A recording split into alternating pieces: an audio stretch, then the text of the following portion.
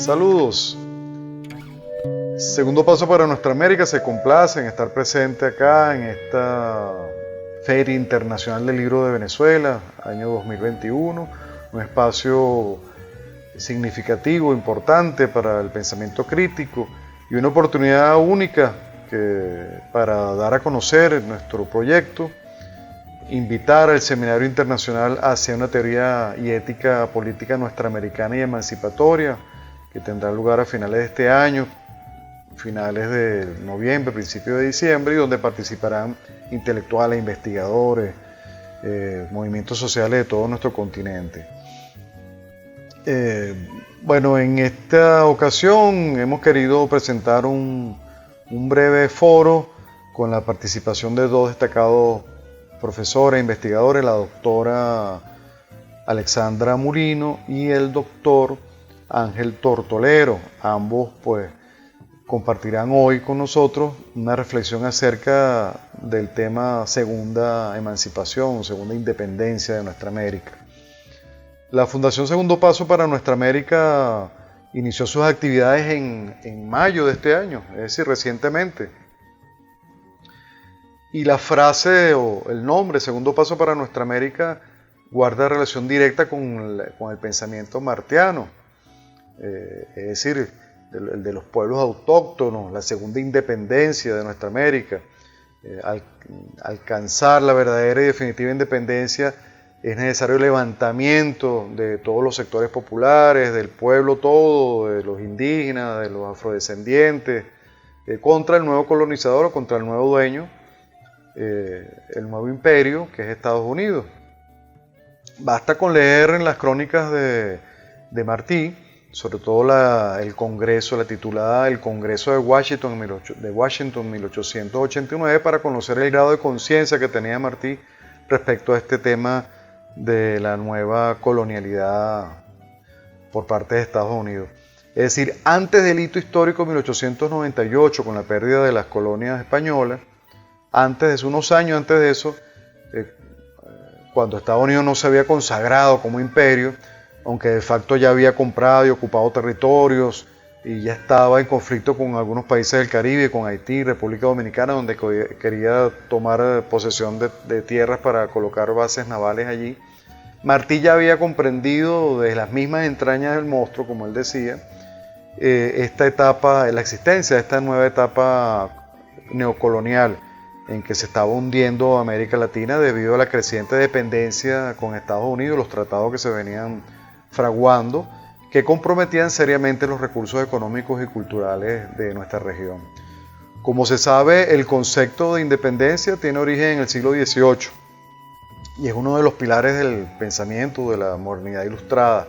Sin embargo, sus categorías de emancipación, libertad, independencia, revolución siguen siendo utilizadas por el pensamiento crítico actual, descolonial, y los movimientos que llevan adelante proyectos éticos, políticos, emancipadores y disruptivos en el presente siglo, a pesar de su rechazo a la epistemología eurocéntrica, pero se hace desde apropiándose de esas categorías, recreándolas, recategorizándolas, resignificándolas en el marco fuera de esa perspectiva de la modernidad, ¿no?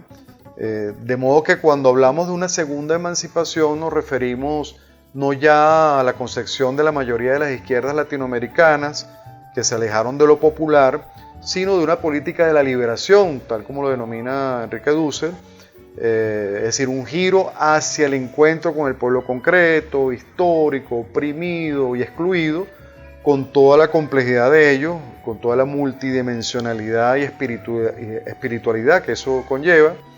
En este giro tuvo mucho que ver el pensamiento de José Carlos Mariátegui, de la Mauta, quien jugó un papel importante y a partir del cual se establecerá la distinción entre populismo y popular, correspondiéndose a esto segundo, la lucha antiimperialista, antiburguesa, anticolonial, anticapitalista, antineoliberal del pueblo. No desde la retórica política simplemente, sino ya desde la categoría material y económica. Es decir, incidir en el pensamiento popular y en la narrativa histórica, tal como lo menciona Enrique Dussel. En tal sentido, el recorrido histórico de los conceptos independencia, emancipación, segunda independencia en América Latina es largo y complejo. Comienza incluso, bueno, por un debate sobre la semántica entre independencia y emancipación, libertad, liberación, pero que en todo caso nosotros preferimos la emancipación, la segunda emancipación, puesto que pareciera recoger ese carácter de autodeterminación cultural en el contexto pluriétnico, multicultural, latinoamericano y caribeño, que obliga a un proceso dialógico intercultural, es decir, una emancipación mental, identitaria, espiritual, epistemológica y por supuesto ideológica, política y filosófica. De tal manera que preferimos hablar de segunda emancipación, pero es un debate que está en proceso. Ese recorrido se inicia desde la etapa poscolonial temprana, estando vivo el Libertador, aunque no estamos de acuerdo con ese sentimiento de fracaso, frustración, dolor, desolación, desconsuelo, desasosiego, que se resume en la frase atribuida sin fundamentos a Bolívar, tan famosa: he arado en el mar. Rechazamos esto porque, de manera categórica, porque tal pesimismo no creemos posible en el Libertador. Más bien encuentro pertinente su claridad cenital en su trascendente discurso de Angostura, donde identifica las amenazas que impedirían en todo caso la independencia definitiva. Es decir que Bolívar, visionario como era, de manera temprana reconocía, identificaba cuáles eran las amenazas para la consolidación de la independencia. Se preguntaba, por ejemplo, cómo después de haber roto todas las trabas de nuestra antigua opresión podemos hacer la obra maravillosa de evitar que los restos de nuestros duros hierros no se cambien en armas liberticidas. En fin, el recorrido es largo, tanto en esta etapa como el macrorrelato liberal. Pues bueno, ahí tenemos a Esteban Echeverría, Juan Bautista Alberdi, Sarmiento, Victorino Lastarria, Francisco Bilbao, Gavino Barreda, luego en el siglo XX Leopoldo Sea y el pensamiento positivista, ¿no?, de muchos, de Luis Emilio Recabarren y de muchos otros, hasta llegar a Mariátegui, Farabundo Martí, la Revolución Cubana, Allende, el zapatismo, y luego con el profundo apego a lo espiritual del pueblo, como fue el proyecto disruptivo, antihegemónico, antiimperialista, anticapitalista, antineoliberal de la Revolución Bolivariana de Venezuela y el proyecto del socialismo bolivariano del siglo XXI, la llegada de Evo Morales, el Indelindio, al poder y la creación de la República Plurinacional de Bolivia. Bueno, y otros proyectos ético-políticos determinantes para el avance de esa segunda emancipación, que ha tenido como instrumento organizaciones unionistas como el ALBA TCP, UNASUR, CELAC, RUNASUR, Petrocaribe. Bueno, por ahora eso es lo que queremos destacar. Invitarlos a escuchar al profesor Ángel Tortolero, al doctor Ángel Tortolero y a la doctora Alexandra Mulino, invitarlo al seminario internacional donde se seguirá debatiendo a profundidad en varios módulos este importante tema. Muchas gracias. Los procesos revolucionarios en América Latina durante el siglo XX. Caso Venezuela, años 60. La mirada del exguerrillero Genaro Guaitero Díaz del Frente de Liberación Nacional, Fuerzas Armadas de Liberación Nacional. Por Alexandra Mulino, quien les habla respetuosamente. Genaro Guaitero Díaz, hijo de un tachirense y de una llanera de San Juan de Payara, tuvo el atrevimiento de asomarse a este mundo el 19 de septiembre de 1936. Su hablar pausado no mencionó el nombre de su madre. No obstante, el de su padre resonó con orgullo. Mi padre fue Froilán Guaitero. La vida de su padre, al igual que la de su madre, hermanos y hermanas, y la suya propia, estuvieron enhebradas por el problema de la tierra en los dominios del Bajo Apure. Desde su más tierna edad, conoció las arbitrariedades de los grandes terratenientes del lugar, de esa clase que marca linderos para su propio provecho económico, sin importarles la suerte de los campesinos, sin considerar sus sufrimientos. Al fin y al cabo no son más que fuerzas de trabajo. A decir del exguerrillero en cuestión, de mi niñez debo referir que sufrí mucho las injusticias de los latifundistas. Estos nos echaban constantemente de las tierras. Los latifundistas acaparaban las mejores tierras. Para los otros, los campesinos, no hubo posibilidad de asentarse en parcelas bien resguardadas de las inclemencias del tiempo, de la naturaleza agreste, violenta del lugar. A su decir, recuerdo que por el año 1945 hubo un invierno muy grande. Se había negado todo. Lo que se veían era cielo y agua. La tenencia de la tierra en pocas manos ha ocasionado, como pudo evidenciarse en las confesiones de Guaitero Díaz, estragos en la población campesina venezolana. Enfermedades endémicas, pobreza, migraciones internas sin planificación del Estado, desarraigos, cinturones de miseria, prostitución, alcoholismo, entre otras tragedias sociales, han dibujado el rostro de la Venezuela profunda, de ese país traicionado 1000 veces, desde los lejanos años de la guerra de independencia hasta ese hoy, por grupos de la oligarquía y la burguesía reaccionarios y antinacionalistas. Al respecto confesó: otra situación que dejó huellas en mí. En ese entonces había muchísimo paludismo. Mi madre enfermó de paludismo. Mi padre quedó solo a cargo de 8 muchachos. Bueno, recuerdo que como pudo llevó a mi madre a San Fernando y la internaron en un antituberculoso. A mi padre no le quedó más remedio que repartirnos en distintas casas de familias.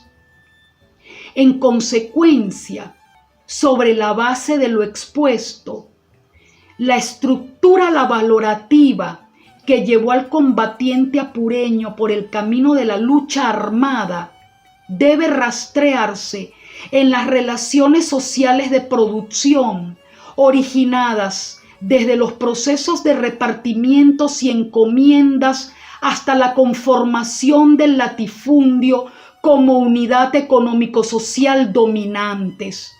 Su posición de clase ha respondido a sus raíces campesinas, origen de clase que se continúa cruzando con otras vidas y movimientos por la emancipación social del campesinado venezolano. Muchísimas gracias por tan gentil atención. Muchas gracias por la oportunidad, Segundo Paso, y a los organizadores de este magno evento por permitirme intercambiar algunas ideas en torno a los procesos revolucionarios de América Latina en el siglo XX. Podemos decir que el siglo XX fue un siglo convulso, un siglo donde emergieron o se concretaron algunas aspiraciones de carácter ideológico y político. Sin embargo, que se enfrentaron a un poderoso capitalismo que lo que hizo fue ir minando las bases sustanciales de las sociedades, donde se instauró alguna alternativa distinta a ese perverso modelo, logrando así implosionarlo de adentro hacia afuera. Pero hoy, en el siglo XXI, afortunadamente emerge una nueva esperanza, y es el mundo multipolar. Podemos decir, es la segunda independencia, no solo de América Latina, sino del mundo. Una independencia que ahora se tranza más allá de los imperios, de los viejos imperios conocidos, una independencia que se pone como objetivo acabar con las hegemonías políticas, sociales y económicas que establecen, en este caso Occidente, me refiero a Estados Unidos, la Unión Europea y el Reino Unido, en contra de la humanidad toda. No en balde se está planteando una guerra contra China. No es mentira que están enfrentándose a la vieja Unión Soviética, hoy la Rusia de Putin.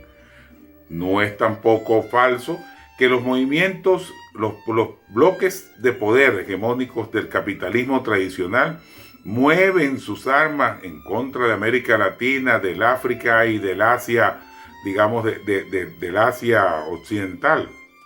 Así van reconstruyendo el poder hegemónico perdido en este siglo XXI, por cuanto ya los pueblos han despertado y están dándose nuevas formas de gobierno. La lucha revolucionaria es una lucha sorprendente y la dialéctica nos invita a observarla desde el método, a observarla con atención y a entender que no son las viejas condiciones objetivas y subjetivas las que estamos enfrentando. Están surgiendo nuevos factores, nuevas formas de lucha, nuevas maneras de concebir la realidad. Lo que sí es cierto, que 9.400 millones de seres humanos demandan la atención que solo se le puede dar si acabamos con ese 1% perverso de la humanidad que es dueño de todo el capital, de toda la alimentación, de todas las medicinas y de todo cuanto pueda beneficiar a la humanidad. El proceso revolucionario en América Latina está en pleno desarrollo. Estamos frente a una nueva forma de conquistar el poder, por la vía de la consulta popular, la elección por las bases, la elección directa. Ahí está el fenómeno de Bolivia, lo que está sucediendo en Chile. Próximamente tendrá nueva constitución, pero atentos con Brasil, con Uruguay y con Paraguay, reductos del neoliberalismo más atrasado y que reduce la situación simplemente a un problema monetarista, obviando el desarrollo de los pueblos como una necesidad histórica. Desde Venezuela no pretendemos darle clase absolutamente a nadie, ni imponerle nuestro modelo a nadie. Solo decimos que la patria se conquista luchando y luchando hasta vencer. Y en esas patrias cabemos todos, todas las ideologías, todos los factores, pero siempre con el respeto de la decisión de la mayoría. Esa es la democracia bolivariana y así concebimos el socialismo del siglo XXI, el que nos legó Chávez. Muchas gracias por su atención.